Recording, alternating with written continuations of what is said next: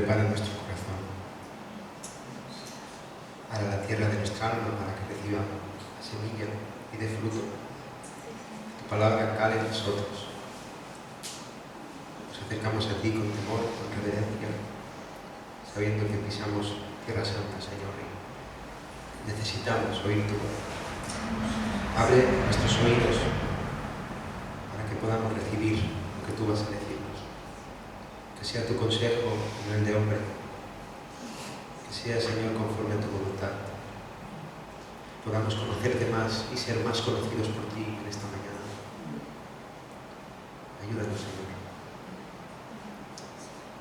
Ayúdame, Señor, a exponer tu palabra. En el nombre de Jesús. Hermanos, estamos en el libro de Ruth, en una serie, y me gustaría que me acompañarais al capítulo 2. Hoy vamos a estar exponiendo todo el capítulo 2. Así que vamos a leer Ruth, capítulo 2. Dice así la palabra del Señor. Tenía Noemí un pariente de su marido, hombre rico de la familia de Elimelec, el cual se llamaba Booz. Y Ruth la moabita dijo a Noemí: te ruego que me dejes ir al campo, y recogeré espigas en pos de aquel a cuyos ojos hallaré gracia. Y ella le respondió: ve, hija mía. Fue pues, y llegando, espigó en el campo, en pos de los segadores. Y aconteció que aquella parte del campo era de Booz, el cual era de la familia de Elimelec. Y he aquí que Booz vino de Belén y dijo a los segadores: Jehová sea con vosotros. Y ellos respondieron: Jehová te bendiga. Y Booz dijo a su criado, el mayordomo de los segadores: ¿de quién es esta joven? Y el criado mayordomo de los segadores respondió y dijo: es la joven moabita que volvió con Noemí de los campos de Moab. Y ha dicho: te ruego que me dejes recoger y juntar tras los segadores entre las gavillas. Entró pues y está desde por la mañana hasta ahora, sin descansar ni aun por un momento. Entonces Booz dijo a Ruth: oye, hija mía, no vayas a espigar a otro campo, ni pases de aquí, y aquí estarás junto a mis criadas. Mira bien el campo que siguen y síguelas, porque yo he mandado a los criados que no te molesten. Y cuando tengas sed, ve a las vasijas y bebe del agua que sacan los criados. Ella entonces, bajando su rostro, se inclinó a tierra y le dijo: ¿por qué he hallado gracia en tus ojos para que me reconozcas, siendo yo extranjera? Y respondiendo Booz le dijo: he sabido todo lo que has hecho con tu suegra después de la muerte de tu marido, y que dejando a tu padre y a tu madre y la tierra donde naciste, has venido a un pueblo que no conociste antes. Jehová recompense tu obra, y tu remuneración sea cumplida de parte de Jehová, Dios de Israel, bajo cuyas alas has venido a refugiarte. Y ella dijo: Señor mío, halle yo gracia delante de tus ojos, porque me has consolado, y porque has hablado al corazón de tu sierva, aunque no soy ni como una de tus criadas. Y Booz le dijo a la hora de comer: ven aquí y come del pan y moja tu bocado en el vinagre. Y ella se sentó junto a los segadores y él le dio del potaje y comió hasta que se sació y le sobró. Luego se levantó para espigar y Booz mandó a sus criados diciendo: que recoja también espigas entre las gavillas y no la avergoncéis. Y dejaréis también caer para ella algo de los manojos y lo dejaréis para que lo recoja y no la reprendáis. Espigó pues en el campo hasta la noche y desgranó lo que había recogido, y fue como un efa de cebada. Y lo tomó y se fue a la ciudad, y su suegra vio lo que había recogido. Sacó también luego lo que le había sobrado después de haber quedado saciada, y se lo dio. Y dijo su suegra: ¿dónde has espigado hoy? ¿Y dónde has trabajado? Bendito sea el que te ha reconocido. Y contó ella a su suegra con quien había trabajado, y dijo: el nombre del varón con quien hoy he trabajado es Booz. Y dijo Noemí a su nuera: sea él bendito de Jehová, pues que no ha rehusado a los vivos la benevolencia que tuvo para con los que han muerto. Después le dijo Noemí: nuestro pariente es aquel varón, y uno de los que pueden redimirnos. Y Ruth la moabita dijo: además de esto me ha dicho: júntate con mis criadas hasta que hayan acabado toda mi siega. Y Noemí respondió a Ruth su nuera: mejor es, hija mía, que salgas con sus criadas y que no te encuentren en otro campo. Estuvo pues junto con las criadas de Booz espigando, hasta que se acabó la siega de la cebada y la del trigo, y vivía con su suegra. Amén. Hermanos, en el pasado sermón dejamos a Ruth y a Noemí en el momento en el que habían regresado a Belén. Y como vimos, ambas estaban en una situación desastrosa. Habían perdido a sus maridos y también Noemí había perdido a sus 2 hijos. Estaban sumidas en una amargura atroz que no les permitía descansar. Y vimos como por su lado Noemí había perdido su confianza en la bondad de Dios y vivía con una queja constante. Por su parte, Ruth había permanecido fiel a su suegra y había decidido seguir al Dios de Israel a pesar de la difícil circunstancia que estaban atravesando. Y ahora juntas debían buscar un porvenir en tierra de Judá.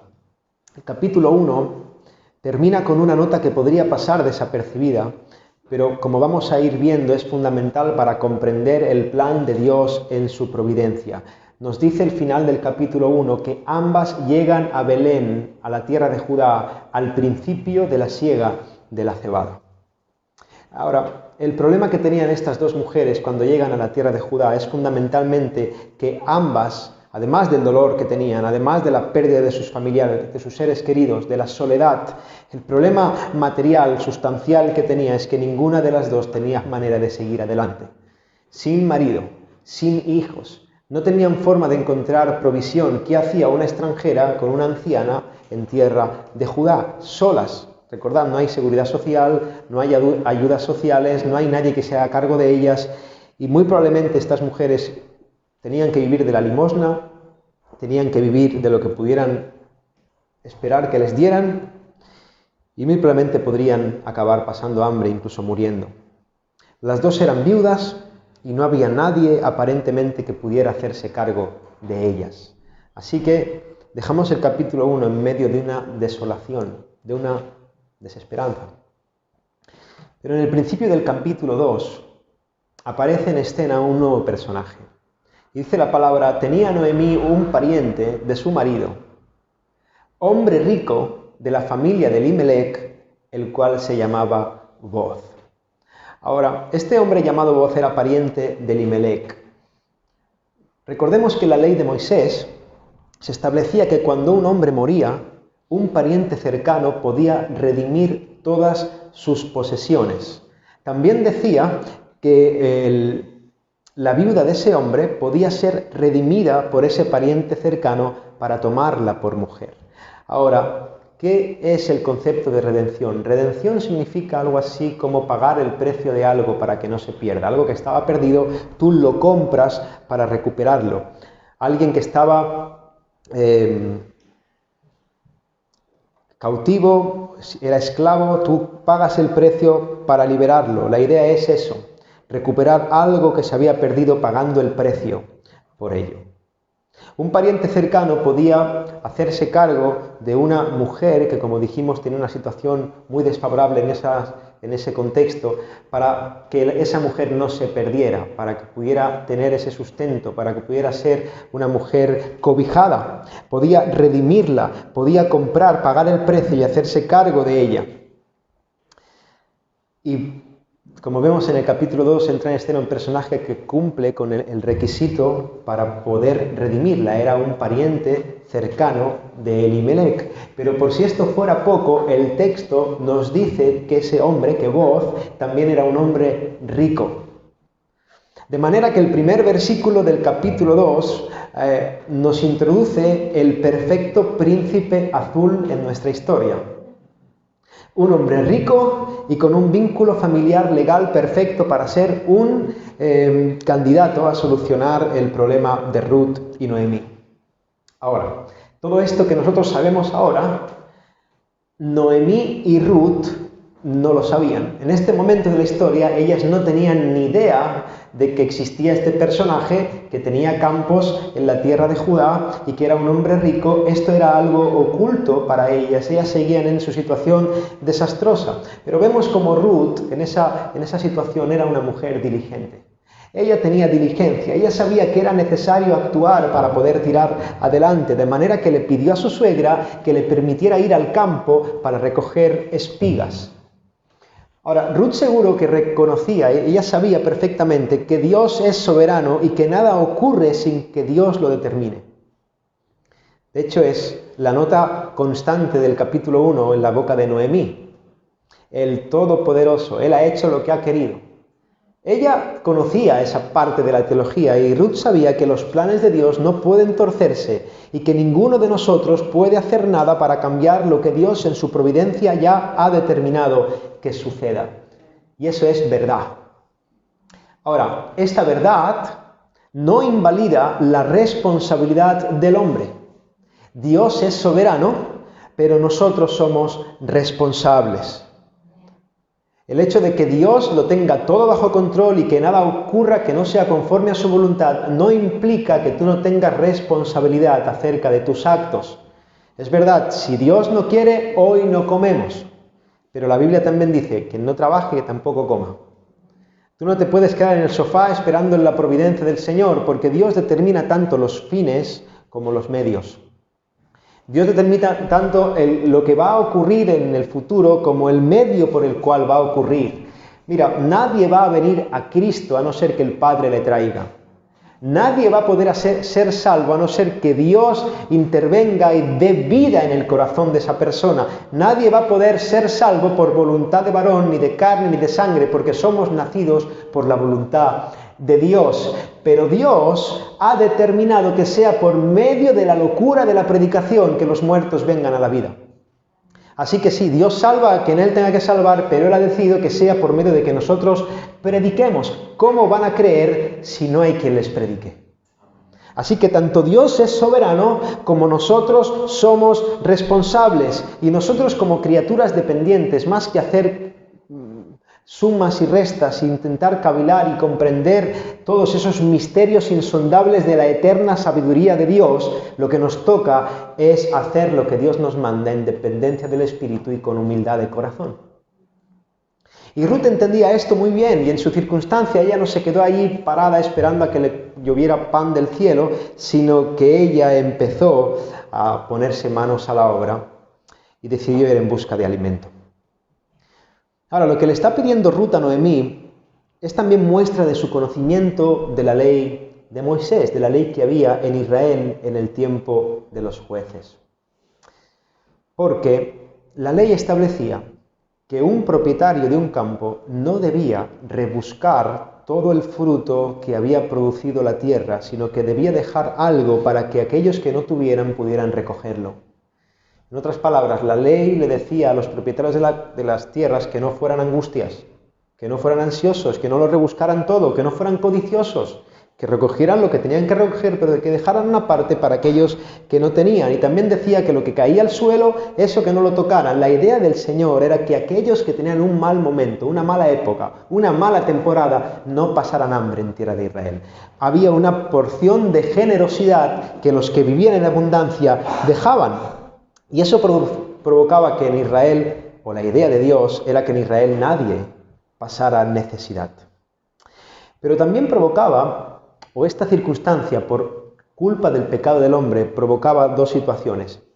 Por un lugar, que había personas que trataban de aprovecharse de esto, yendo a buscar los bienes de personas ajenas amparándose en esta ley. Iban a un campo que ellos no sembraban, que ellos no regaban, iban, cogían lo que necesitaban cada día y se lo comían. En mi tierra decimos que eran unos barrudos. No sé si aquí se entiende esto. Por otro lado, había también muchos propietarios que se negaban a que nadie espigara en su campo, que se ponían ahí defendiendo sus tierras y aquí no coge nada nadie sin pagarlo. Por lo que en una época en la que Israel no vivía bajo el gobierno de Dios, bajo la voluntad del Señor, en una época en la que dice el libro de Jueces que ahí no había rey en Israel y todo el mundo hacía lo que le daba la real gana, los problemas que se montaban a causa de estas circunstancias eran cotidianos en la vida del pueblo. En este contexto, ir a recoger espigas, aunque estuviera permitido y regulado por la ley de Moisés, no era tarea ni fácil ni tampoco segura, y mucho menos para una joven extranjera que acababa de llegar. Pero Ruth no tenía mucha alternativa. ¿Era eso o esperar a que le cayera pan del cielo, mendigar, morirse de hambre? De manera que, a pesar de la dificultad, del peligro, Ruth decide poner su confianza en la bondad del Señor, esperar en la gracia de Dios y se pone manos a la obra. El caso es que Ruth le pide ese permiso a Noemí. Noemí, yo sé que es peligroso, pero déjame ir a espigar, tenemos que espabilarnos. Noemí le dice, ve, hija mía. Y de manera providencial, Ruth llega a uno de los campos de Booz para espigar. Y vemos como la escena estaba perfectamente dirigida por Dios para un encuentro providencial. Ruth está espigando, la joven moabita en los campos, ha pedido permiso y de repente llega el amo de la tierra. De repente llega Booz a sus campos, saluda a sus criados y de repente ve a Ruth que está ahí recogiendo espigas. Ahora, en este momento nuestra imaginación puede volar. Podemos ponernos hollywoodienses y plantearnos una escena llena de romanticismo. Llega Booz con su corcel blanco, apuesto, guapísimo, y está ahí la joven muchacha como una princesa moabita, y se miran y hay una tensión allí, se cruzan las miradas, se atraviesa el corazón de Booz, se queda prendado. Bueno, eso está bien pensarlo, está bien imaginarlo, pero el autor del libro no nos permite ir tan lejos. No queda claro que eso fue lo que ocurrió. Es verdad que Booz pregunta quién es Ruth, pero hermanos, eso es de esperar, porque esa joven no la había visto nunca, era una desconocida que estaba espigando en sus tierras, por lo tanto era normal que quisiera saber quién era. El punto es que los criados informan a Booz de quién es esa chica. Es la nuera Noemí, la cual es pariente de Noemí, y además le hacen saber a Booz que esa joven se ha acercado de forma educada y que ha rogado que le permita recoger espigas para su alimento, preocupándose por su suegra. Y además le hacen saber que esa joven ha estado trabajando sin descansar, que es una mujer muy trabajadora, ha estado trabajando desde la mañana sin un descanso. Y ahora Booz, fuera que él estuviera prendado ya de Ruth o no, ella sabía quién era Ruth, él tenía información acerca de su parentesco y tenía testimonio acerca de su precioso testimonio. Ella era una joven que formaba parte de la familia de Elimelec, que era fiel, era educada, era trabajadora, y esa joven, con estas características, había llegado a su campo en busca de sustento. Ahora, en este momento, cualquier reacción por parte de Booz era de esperar, porque Booz hubiera podido decirle que espigara ese día y cualquier otro día se fuera a buscar otro campo. Ven aquí una vez cada tanto, pero no vengas mucho. Booz también hubiera podido echarla de allí, hubiera podido decirle, aquí no vengas más, es la primera y la última vez que vengas, desde la mañana que llevas, pues te has tenido que llevar un buen lote, ya no vengas más aquí. Booz hubiera podido, y era lo esperable, hacer cualquiera de estas cosas. Pero lejos de todo esto, lo que ocurre es que Booz muestra una bondad impresionante con Ruth. Booz le pide que se quede a espigar siempre en sus campos, que recoja todo lo que necesite y manda a los criados que no la molesten, sino que la traten como una de los suyos. Y ahora, de esa manera, pongámonos en situación, de esa forma, Booz le estaba ofreciendo provisión a Ruth más que suficiente para todo el año. Ruth ya no tendría que preocuparse más durante un buen tiempo por el sustento. Hermanos, le acababa de tocar la lotería a esta joven. Un hombre bondadoso le había abierto las puertas de su casa para que pudiera encontrar comida. Ahora, además de tener un corazón noble, el texto nos revela que había una motivación especial que provocó a Booz a tratar de esa manera a Ruth. Mira lo que dice el versículo 11. Dice, he sabido todo lo que has hecho con tu suegra después de la muerte de tu marido, y que dejando a tu padre y a tu madre y la tierra donde naciste, has venido a un pueblo que no conociste antes.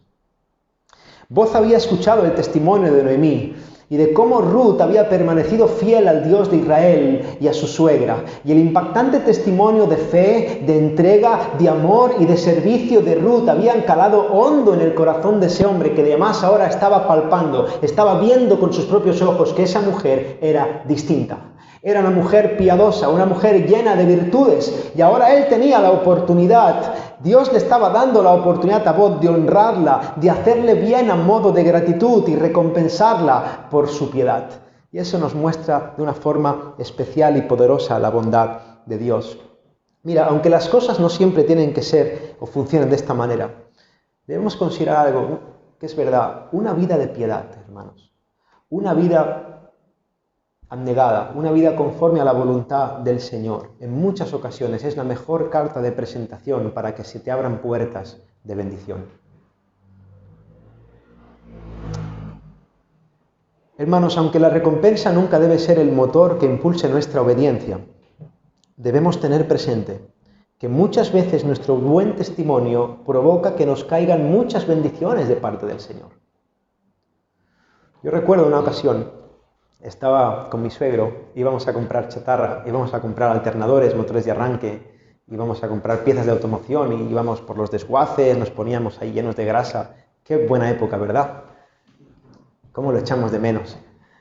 Íbamos espigando motores de arranque y estábamos allí en una nave de un cliente que nos vendía, y creo que fue en Málaga, sí. Y nos llevó a un lugar y nos dice, mira, por todo lo que hay allí, y había 4 cajas que se veían, me tienes que dar 2.000 euros por ese género. Y yo lo miro y digo, vale, perfecto. Y el hombre se va. Y mientras estamos trabajando, vimos como detrás del contenedor había otra caja llena. Claro, el hombre me había dicho por todo lo que hay allí. Yo no sé si el hombre sabe que hay ahí una 5ª caja o no. Y yo me puedo aferrar a autoconvencerme y decir, bueno, él sabrá lo que tiene en su nave, y cuando me lo ha dicho se veían 4 cajas solo, pero seguramente él sabrá lo que tiene, hay una 5ª caja. Yo no le digo nada, cargo, le doy los 2.000 euros y ya está. Pero en lugar de eso hicimos lo que creo que es lo correcto. Cuando llegó el señor a mediodía, lo cogí aparte y digo, mira, cuando tú me has dicho esto había 4 cajas y detrás había una caja más. Yo no sé si tú sabías eso o no. Y el hombre me miró y me dijo, no, yo no sabía que esa caja estaba allí. Si esa caja está ahí, te tengo que subir el precio. Pero a cambio, por tu honestidad, yo te voy a regalar, a darte a ti, todos los motores de arranque y todos los alternadores que estén partidos. Son gratis. Hermano, gané más.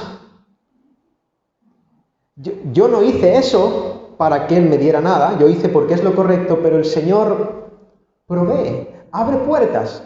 Repito, no siempre es así, pero muchas veces eso mueve el corazón incluso de los impíos a decir, yo no voy a trabajar con nadie más que contigo. Yo me voy a fiar de ti, y lo que saques para ti, porque eres un chico honesto. Y yo lo he vivido. Mira, yo tengo un negocio aquí muy cerca de compraventa de oro. Hermanos, creedme cuando os digo que es un negocio en el que tienes que ir con mucho cuidado porque hay mucho riesgo de estafas, mucha gente muy codiciosa y realmente hay gente que engaña y miente mucho a las personas. Nosotros intentamos dar un trato muy honesto, muy transparente, tenemos los precios fuera, la báscula allí, y ha habido veces, nunca presiono a nadie para que me venda nada, intento evangelizar, me preocupa más llevarle al Señor que el oro, y al final la gente se va a cansar de mí. Pero el tema es, de verdad, muchas veces,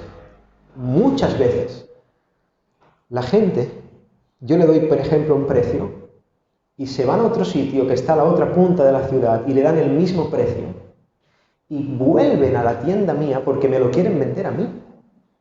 Digo, pero si te daba lo mismo ya, pero es que te lo quiero vender a ti porque me caes mejor. Porque como tú me has tratado, me gusta más tratar contigo. Oh, hermanos, no siempre es así, pero de verdad, muchas veces una vida de piedad, una vida de honestidad, una vida de integridad, abre puertas. Y lejos esté de nosotros toda jactancia. Y repito, buscar la recompensa no debe ser el motor de tu obediencia. Tú tienes que hacer lo correcto porque es lo que a Dios le agrada, porque buscas la sonrisa del Padre, porque aunque tú pierdas, tú tienes que decir que ahí hay una 5ª caja. Y punto. Porque tú tienes que ser honesto comprando oro, vendiendo pescado o vendiendo pisos. Tienes que decir la verdad, aunque pierdas por amor al Señor. Pero yo he experimentado como una vida de piedad abre muchas puertas, hermanos. y el Señor bendice. Finalmente, nuestra obediencia al Señor debe ser causada por amor a Dios y por fidelidad hacia Él, y estar dispuestos a hacer lo correcto incluso cuando perdamos. Pero el caso es que Ruth, ese buen testimonio, le abrió esa puerta. El Señor la honró, Boaz la estaba tratando con bondad. Pero ahora vamos a ver un momento la reacción de Ruth, porque nos da ejemplo de la necesaria humildad que venimos comentando. Porque ante el trato bondadoso de Boaz, Ruth hubiera podido reaccionar de muchas maneras, pero mira cómo reacciona. Dice el versículo 10, ella entonces, bajando su rostro, se inclinó a tierra y le dijo, ¿por qué he hallado gracia en tus ojos para que me reconozcas siendo yo extranjera? Nótese que Ruth no esperaba ese trato, ella no consideraba que se lo merecía a causa de su buen testimonio. Ruth sabía que era una pecadora, una extranjera, una gentil, una pagana y que no merecía nada ni podía esperar nada que no viniera de la gracia y del amor del Señor. Ruth no pensó de esta forma, ella no pensó, hombre, ¿qué menos? Es lo que me merezco con lo buena nuera que soy. No más faltaría que he dejado a mis padres, que he dejado a mi familia, que he dejado a mi religión, que estoy en una tierra que no conozco de nada, aguantando aquí a mi suegra, que a veces tienes mal humor, que la estoy cuidando, estoy aquí desde las 5 de la mañana espigando, como me hable mal le contesto. Y cuando me habla bien, hombre, claro, si yo soy la panacea, la mujer virtuosa, ¿quién la hallará? Aquí estoy. No, ella no pensó de esta manera. Ella no pensaba que se había ganado nada. No, hermanos, cuando me regalaron esa caja de alternadores, yo no debí pensar, hombre, que menos, le he dicho la verdad. No. Esta no fue la actitud de Ruth. Ella bajó la mirada en señal de humildad y preguntó sorprendida, ¿por qué yo? Más adelante dice, si yo no soy ni como una de tus criadas. Hermanos, esa es la actitud correcta de todo aquel que ha entendido el Evangelio de la gracia de Dios. Hermanos, Dios no nos debe nada y no hay ningún bien que recibamos que no sea realmente que sea porque lo merecemos. No existe tal cosa, escúchame, no existe para el creyente, no existe tal cosa como el derecho a reclamar derechos. Vivimos en la época de los derechos. Todo el mundo tiene derecho a todo. No. Los cristianos no tenemos derechos, los cristianos tenemos una cruz. Todo lo que recibes es por pura gracia y misericordia de Dios. Ruth sabía esto, ella sabía que ella era una extranjera, que si era recibida en Israel no era porque tenía méritos, no era porque ella era una buena mujer, sino porque la gracia del Señor estaba sobre ella y creo que sería bueno que meditásemos todo un poco en esta actitud y en si esta es nuestra forma de actuar o si realmente vivimos reclamando derechos a los demás a cambio de nuestro buen proceder. Mira, hay veces que hay gente que de forma clara, de forma sutil, cree que porque se porta bien en la iglesia, tiene derechos en la iglesia. De verdad hay personas que creen que como asisten, como vienen, como leen libros, como se están comprometiendo, a ver cuando el pastor me deja predicar, porque yo estoy aquí comprometido. A ver cuando me dan un cargo, a ver cuando me reconocen. Yo tengo que tener voz, tengo que ser tratado como alguien importante porque yo estoy sacrificándome aquí. Hermanos, debemos hacer lo correcto porque esto es lo que Dios manda. Es lo santo, es lo puro, es lo agradable, es lo perfecto. ¿Cómo no vamos a servir al Señor que ha muerto y ha resucitado por nosotros? ¿Cómo no vamos a entregarle nuestra vida? ¿Cómo no vamos a levantarnos a la hora que haga falta para hacer lo que haga falta por el bien del pueblo que Él ha redimido? ¿Cómo no voy a hacer esto? Y cuando haya hecho todo lo que el Señor me mande hacer, yo me tengo que poner de rodillas y debo escuchar bien alto, con los oídos bien atentos. Bien hecho, eres un siervo inútil. Está bien lo que has hecho, pero eres un inútil.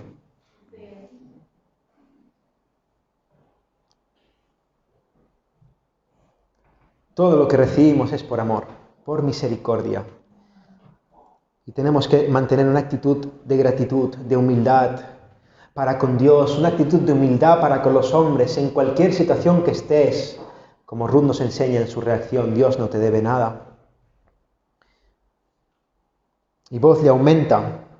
Hermanos, viendo esa actitud piadosa de Ruth, yo me imagino la carita de esa mujer, mirándose a Booz con gratitud de corazón, diciéndole, ¿por qué yo? Si yo no soy nadie. Y Booz mirándosela y diciendo, es que es para comerte. Es que es para comerte, hija mía. Es que aquí no hay quien te aguante.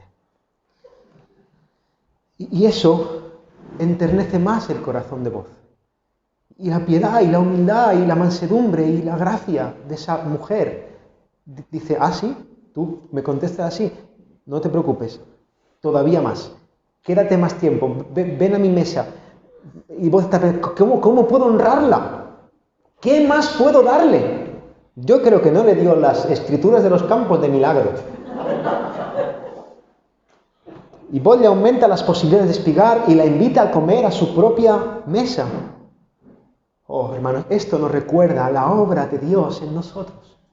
Porque cada uno de nosotros éramos como Ruth, estábamos desamparados, hambrientos, sin hogar, sin calor, sin esperanza, perdidos en este mundo, pero Dios nos proveyó la manera en que podamos acercarnos a Él. Dios envió a su Hijo para que podamos ser amados, tener esperanza, tener rumbo, tener seguridad, tener provisión eterna para nuestra alma. Dios no solamente nos permite estar en su campo para alimentarnos, sino que por medio de Cristo Él nos sienta a su mesa para compartir con nosotros las sobreabundantes riquezas de su gracia.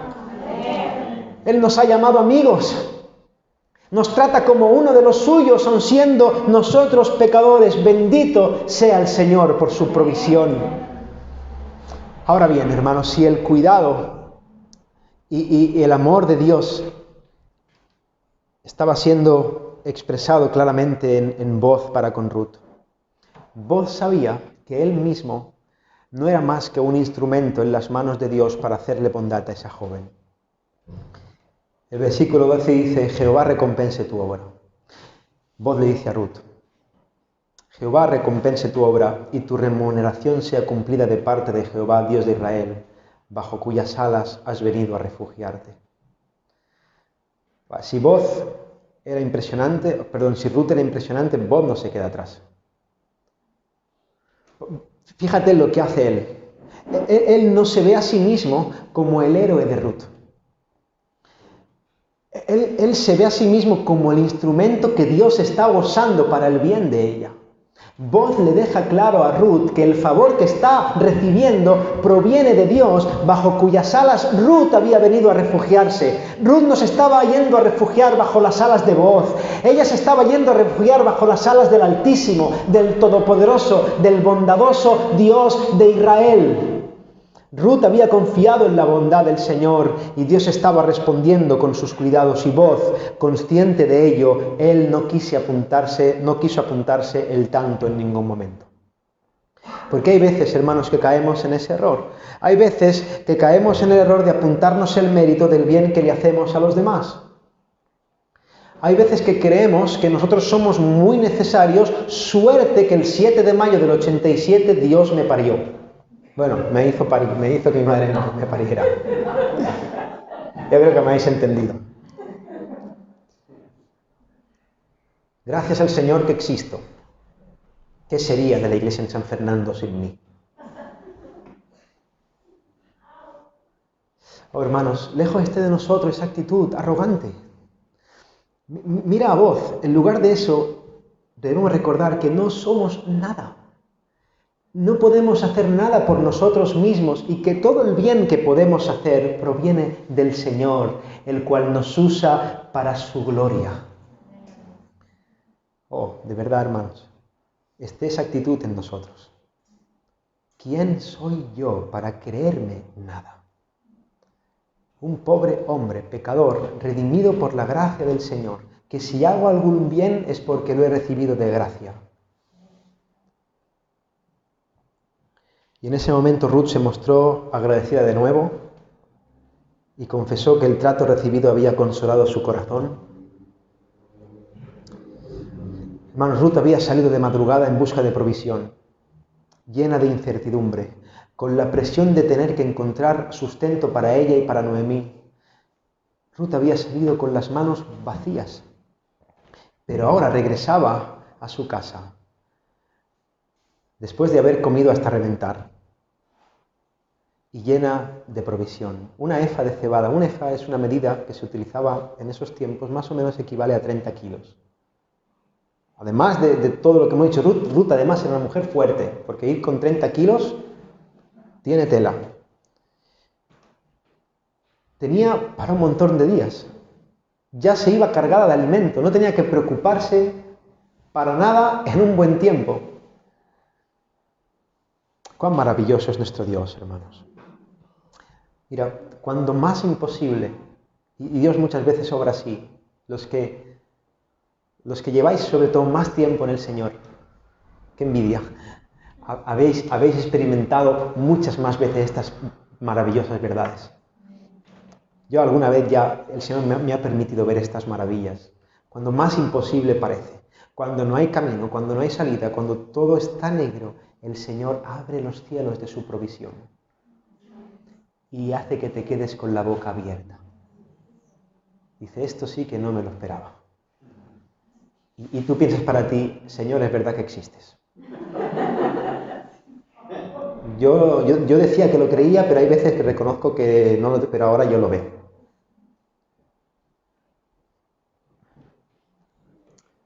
Qué bueno es el Señor. Ahora vamos a ponernos en escena otra vez. Ruth está toda cargada y Noemí está en casa. Noemí había despedido a Ruth de madrugada, ya estaba a punto de caer la noche. Noemí no tenía noticias de Ruth y me imagino a Noemí, esto no lo dice el texto, yo soy muy peliculero, perdonadme, pero me ayuda a meterme en escena. Me imagino a Noemí mirando por la ventana, mirando por la puerta a ver cuándo Ruth llega. La situación era inquietante. ¿Va a volver? ¿No va a volver? ¿Le ha pasado algo? ¿La han dejado espigar? ¿Tendremos comida? ¿No tendremos comida? Oh, hermanos, cabe suponer que Noemí estaba muy preocupada. Porque a juzgar por la racha que llevaba Noemí, tenía razón de estar preocupada. Las cosas no le estaban yendo muy bien. Muchas veces nos pasa eso. Cuando tenemos una mala racha nos ponemos negativos, ya todo es malo.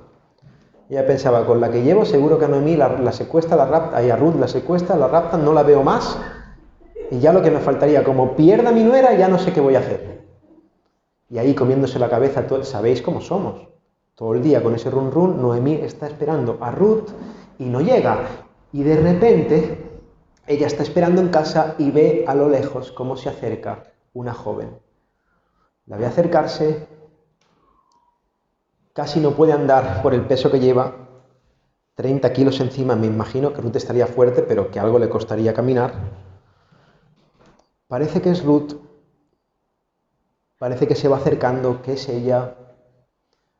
Cuanto más se acerca, más claro lo tiene, es Ruth y viene cargada de comida. No puede ser, se alegra su corazón, la recibe, se abrazan. Y del entusiasmo, Noemí le pregunta, ¿dónde has espigado hoy?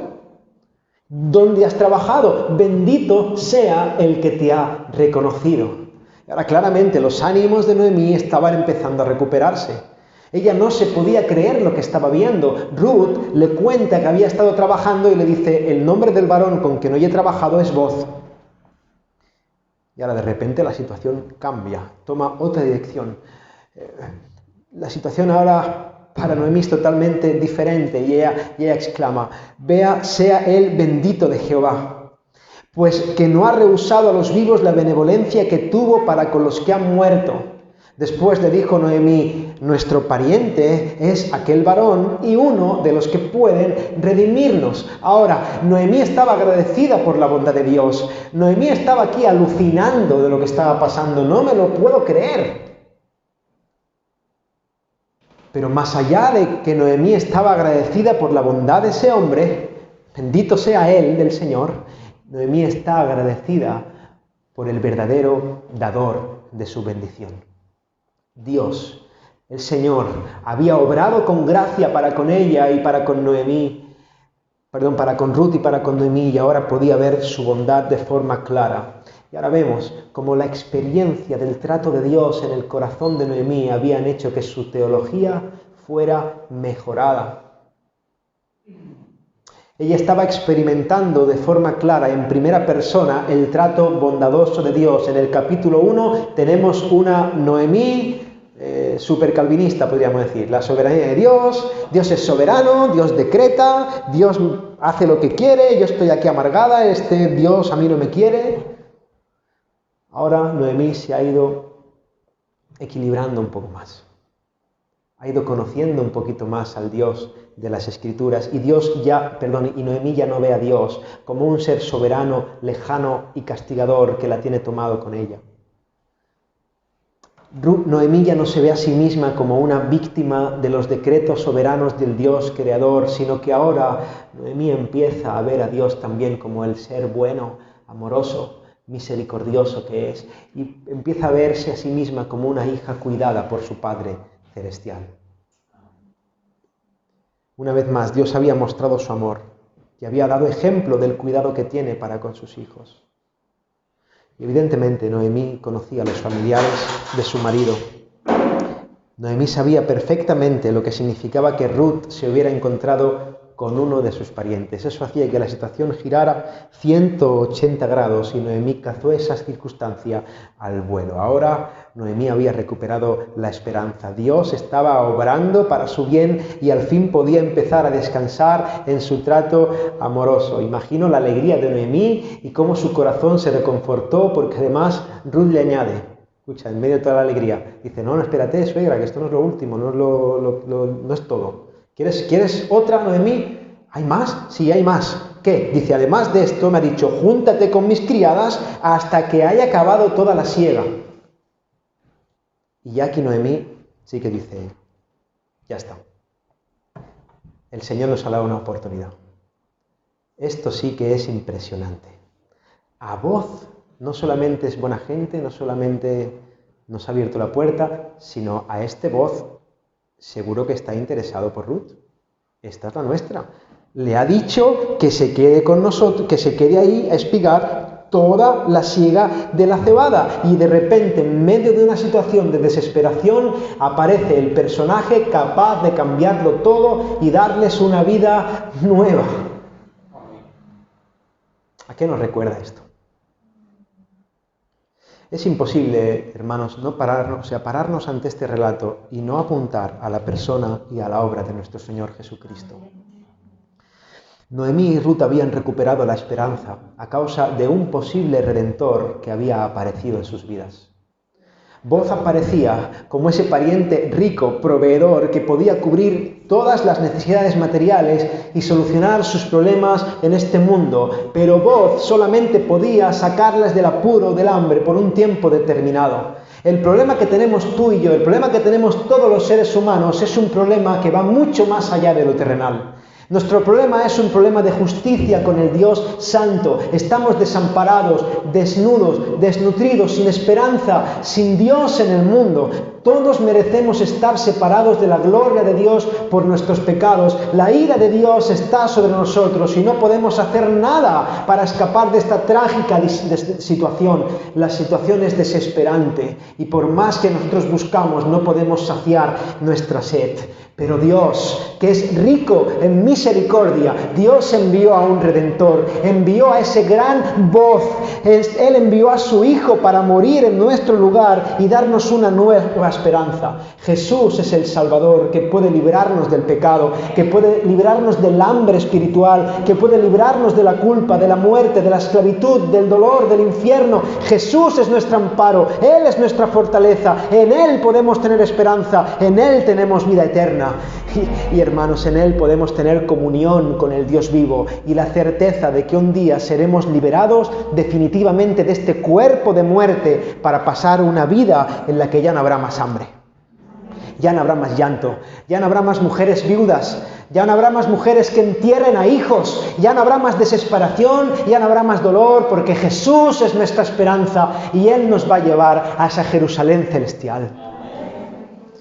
Cristo es aquel varón perfecto que murió en la cruz para cargar con nuestra culpa y que resucitó al tercer día para nuestra justificación, y ese es el precio que Él pagó para redimirnos. Si tú hoy crees esto de todo corazón, tienes vida eterna. Tienes la provisión infinita en los campos del Señor para que espigues sobreabundantemente todas las bendiciones que hay en Cristo Jesús. No hay límite para ti. Si estás aquí sin Cristo, el llamado sigue siendo hoy, a que te arrepientes de tus pecados, creas de todo corazón que Jesús es el Señor y Salvador del mundo. Si crees en Él, tienes vida eterna.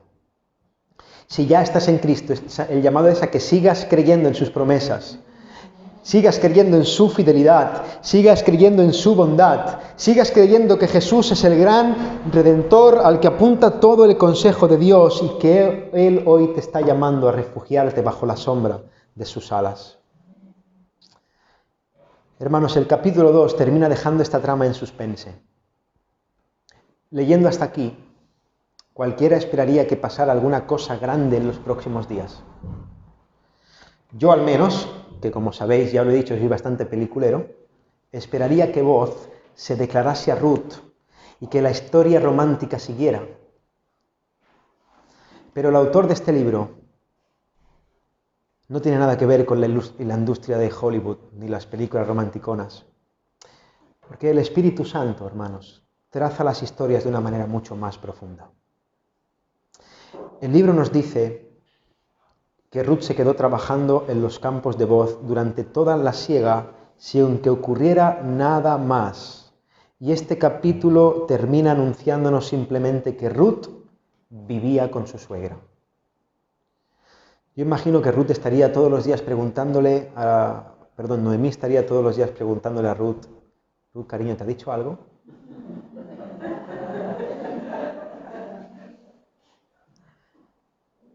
¿Te ha mirado hoy? ¿Te ha pasado una notita? Y ya Ruth harta. Suegra, nada, déjame ya en paz. He ido a trabajar, te traigo la cebada, 30 kilos más, déjame.